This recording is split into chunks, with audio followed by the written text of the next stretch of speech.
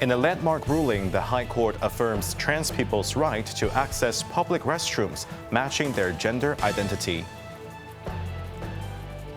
Authorities dismantles a cross-border ring aiding mainlanders' fake credentials for top talent visas.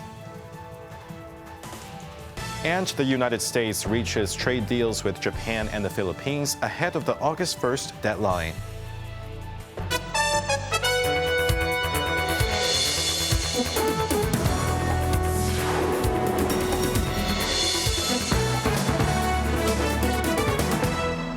Good evening, you're watching Cable News. I'm Jeremy Chu.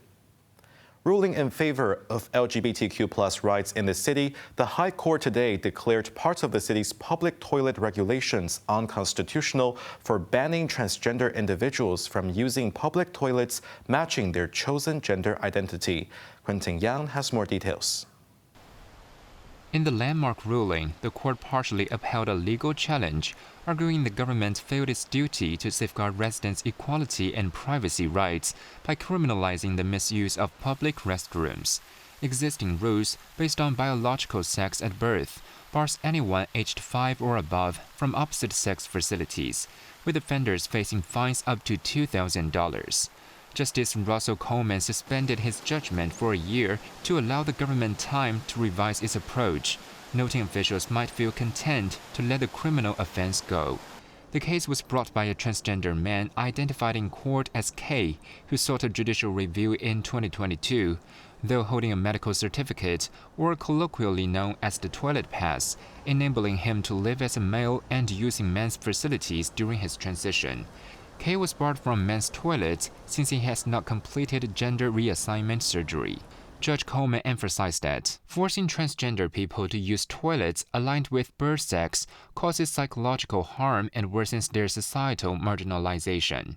However, he rejected K's request to formally expand legal gender definitions to include those in real-life experience, stating this boundary should be drawn by the legislature, not the courts. The government has 28 days to appeal and must pay the applicants legal costs. Quentin Yang, Cable News. Facing strong opposition from conservatives, the government stated that the proposed registration system to legally recognize same-sex partnerships formed overseas denotes an alternative framework aiming to strike a balance between different stakeholders, reiterating that the government do not recognize same-sex marriage. Cheryl Yun reports. The Bill's Committee on the Registration of Same-Sex Partnerships Bill held its first meeting at the Legislative Council, where the government faced strong opposition from lawmakers regarding the proposed mechanism that grants same-sex couples enhanced rights to make certain life decisions for their partners. DAB lawmaker Holden Chow said his party firmly opposes the framework, arguing that the mechanism welcomes same-sex marriages with open arms, which he believes undermines traditional family values and could negatively impact younger generations. Federation of Trade Unions lawmaker Kingsley Wong noted opposition from the legal sector, religious groups, and segments of society. He suggested alternative ways to safeguard the medical and post-death rights of same-sex couples, such as administrative measures that respect personal wishes without broadly recognizing same-sex partnerships. Meanwhile, chairwoman of the New People's Party, Regina Ip, said her party supports the bill, provided it aligns with the Court of Final Appeals judgment, while noting that it could attract LGBT+ talent in fields like finance, law, and entertainment through the city's recruitment schemes. Responding to the lack of support, Secretary for Constitutional and Mainland Affairs Eric Tsang reiterated that the proposed framework is unrelated to traditional marriage policies. Instead, it seeks to balance diverse societal views while upholding the rule of law. The law clearly states that same-sex marriages are not recognized. The proposed framework merely acknowledges the relationships of same-sex couples, Tsang said. The government's proposal follows a 2023 Court of Final Appeal ruling, which determined that the government has a constitutional obligation to establish a legal framework for recognizing same-sex partnerships. Cheryl Yun, Cable News. The Immigration Department has uncovered its first case of Hong Kong residents helping mainlanders fraudulently obtain top talent pass scheme visas using fake academic credentials, dismantling a cross-border crime syndicate in the process. Best Learn reports. Authorities arrested 4 local men and 1 local woman aged 42 to 56, along with 13 visa applicants between 27 and 47 years old. The 5 local suspects face charges of aiding, abetting, counseling, or procuring another for making a false representation for the purpose of obtaining an entry permit. Investigators revealed the group allegedly operated for 18 months, using mainland social media to offer all-inclusive packages to mainlanders seeking Hong Kong residency. Their services included forging academic and employment records, plus assistance with visa applications and extensions. The syndicate is believed to have processed at least 22 applications, charging approximately $2.5 million per case, totaling $55 million in illegal process. During raids, officers seized mobile phones, computers, and suspected fake employment contracts as evidence. Best Learn Cable News.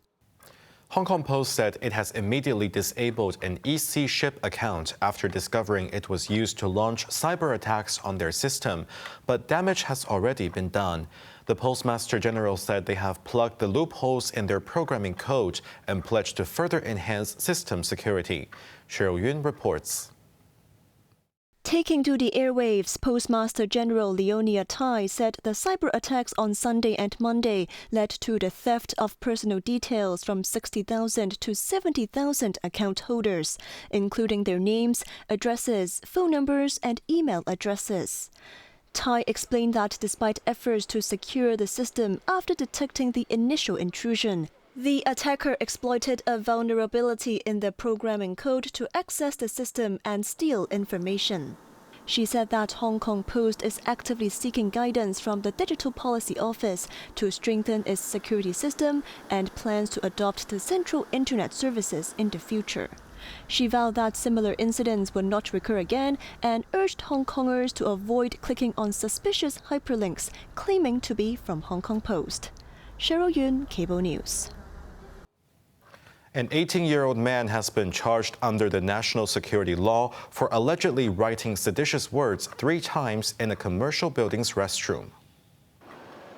The defendant, who identified himself as a part-time clerk during summer break, faces 1 count of committing acts with seditious intent under the national security law, along with 3 counts of criminal damage. He is accused of writing seditious phrases in a men's toilet, including protest slogan "Free Hong Kong Revolution Now" in a large commercial complex in Tsim Sha Tsui on July 17th, 18th, and 21st. Police sources indicate the National Security Department identified and arrested the suspect after investigation, seizing what was believed to be the marker pen used in the incidents. The defendant was not required to enter a plea today and was denied bail. The case had been adjourned until August 19th, pending forensic examination of his mobile phone and laptop by prosecutors.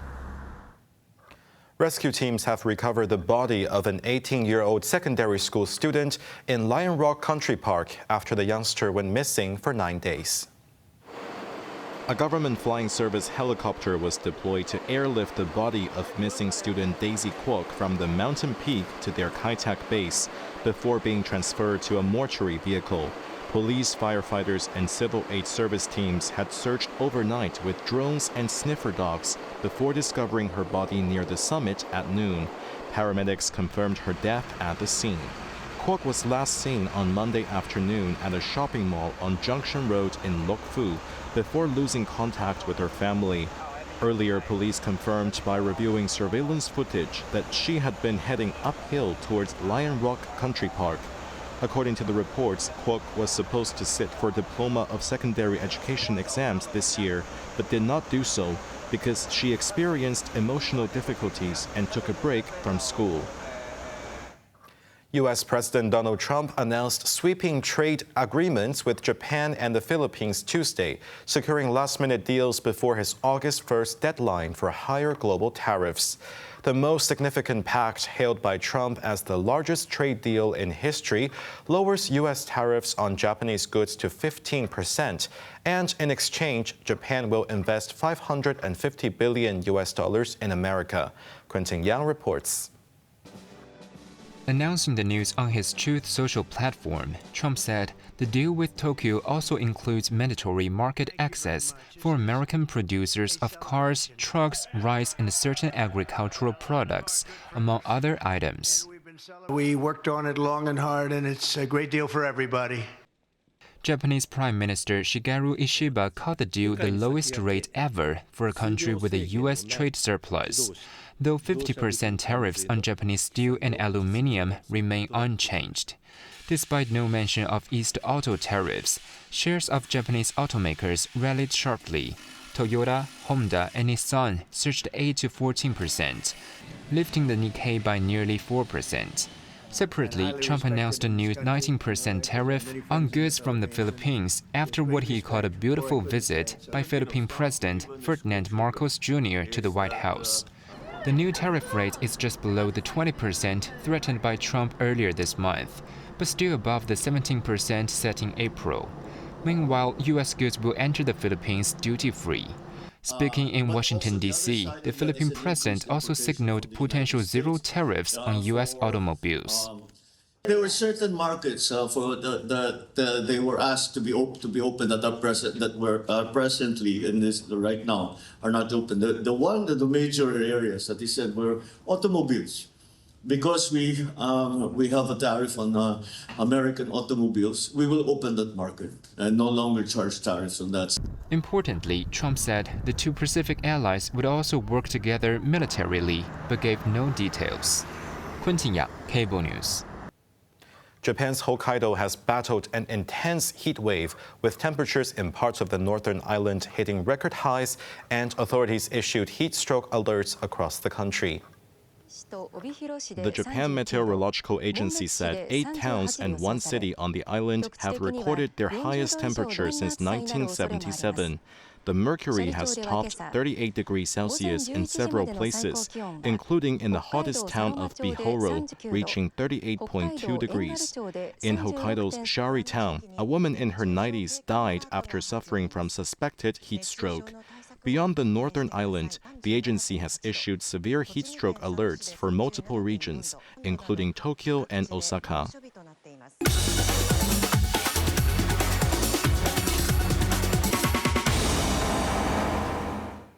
Now let's take a look at the stock market. The Hang Seng Index ended the day up 408 points.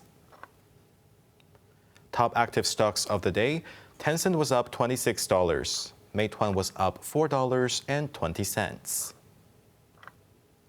Xiaomi was up 45 cents.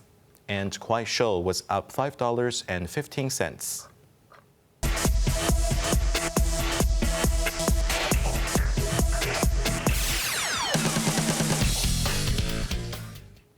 A new snooker club backed by snooker superstar Ronnie O'Sullivan opened its doors in Kwun Tong. O'Sullivan, who obtained Hong Kong residency through the city's talent schemes, highlighted his ambition to promote Chinese 8-ball and capitalize on the sport's growing popularity in the region.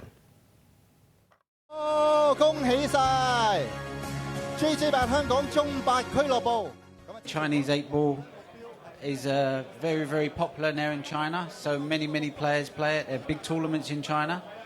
For someone like me, when I finish playing snooker, then I would play Chinese 8-ball. So it's a big sport in Asia, especially in China. He said his latest dream is to become world champion in Chinese 8-ball when he retires from snooker. The 7-time world champion, set to compete in the Shanghai Masters next week, said he is fully prepared for the event. The Rocket particularly praised Chinese player Zhao Xingtong, the first Chinese winner of the Snooker World Championship, describing him as a fantastic player. On to the weather now. Mainly cloudy with a few showers, isolated thunderstorms at first. Very hot with sunny periods during the day. Temperature will range from 27 to 33 degrees. That's our news tonight. I'm Jeremy Zhu. Thank you for watching and good night.